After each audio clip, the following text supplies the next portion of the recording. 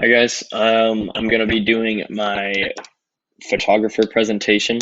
It's gonna be on Jeff Brenner, so let's get into it. So he is initially from Fresno, California. He went to Clovis High School. Um, he first kind of started his photography journey in an intro to photography class that he took at Clovis High School. There he kind of just learned the basics, found out that he kind of liked taking pictures, and just like capturing some of the stuff that he found interesting to him. He ended up going to Fresno State, where he graduated with a degree in communications back in 2012. At that time, he actually, while attending Fresno State, he got a job at the Henry Madden Library Starbucks. And there he was kind of more interested in starting his own clothing brand called New Color, which is kind of funny because that's how I actually met him back in the day. He was kind of friends with my older brother, and at the time he uh, he started his own clothing brand. And whenever he dropped something new, I was always hitting him up to see if I could grab some new clothes or whatever he had that had just dropped. So he did that for a few years. And things happened. New Color didn't work out, and he was still at Starbucks, and he kind of just found himself unsatisfied where he was. He wasn't really liking the whole 9 to 5 thing, and he wanted to try to pursue his passion, which was photography. So kind of to get his foot in the door, he started out as a real estate and architectural photographer, which you'll see in a few slides. He was doing photographs for just real estate, and he was doing like cabins up in like Bass Lake, things like that, houses in the area. I think he did a few hotels, like there was a Marriott somewhere in the valley that he had to do, but just little freelance things for companies so that he could make money and also keep doing what he wanted to do. So you'll kind of see he's very into landscape and just outdoorsy type photos. He has a lot of photos from Yosemite, a lot of from Yellowstone, and he's just very out and about, and which is his lifestyle. He really likes to be out there. All of these pictures, I'm honestly a fan of all of his work, just the way it's set up. And obviously, there's a lot of editing that he does after the fact in post production, but he does a very good job at capturing just the environment in its entirety. The one on the left, I really like how we have those leading yellows that go to the greens and up into the white mountains, the snow-capped mountains.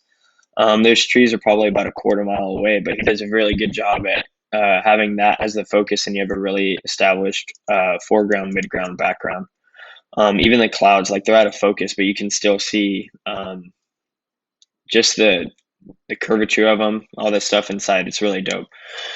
The middle picture, you can see kind of got pretty low to the ground to get that one.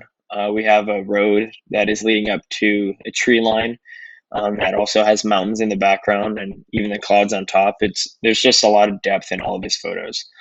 Um, and the one on the right, I don't know if some of you might recognize that road. It's a little past Shaver Lake. It's the road up to China Peak, and he does a really good job at just getting in that environment and doing his best to capture something that may not be seen every day.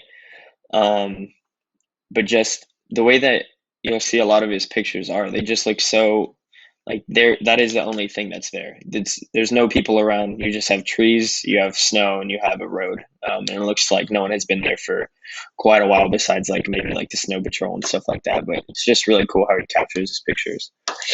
So these are the first few pictures he had early on. I believe the one on the left is a cabin.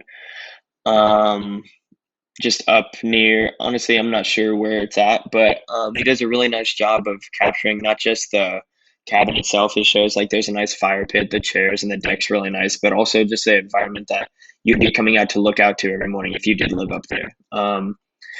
The one on the right, I think he does a really good job, even something simple as a backyard with a water feature like that. I don't know if you can see how much in focus it is, but even that waterfall, his shutter speed is a little bit slower, but it's very professionally done. The water is coming down, it is flowing off of there.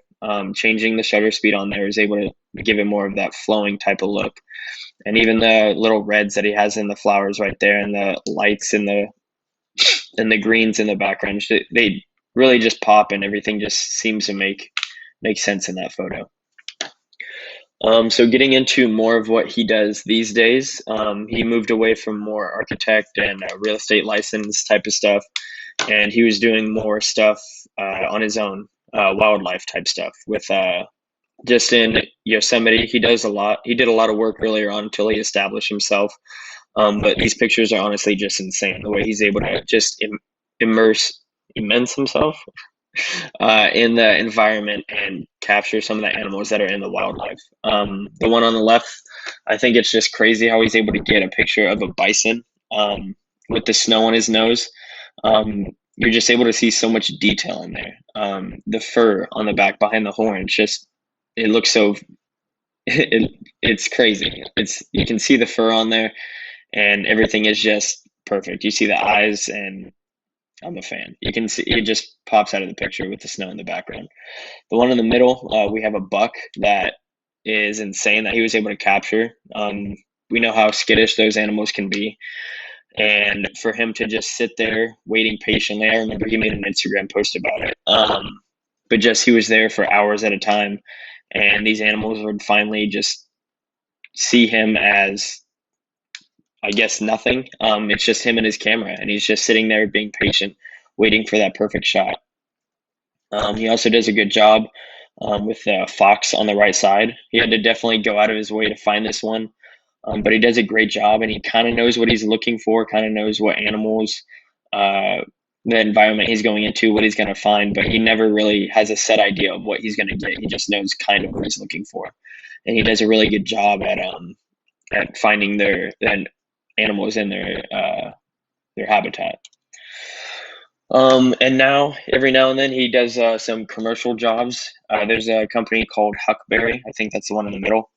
But he just does a very good job, and even the setup, he has very diverse in the way he shoots.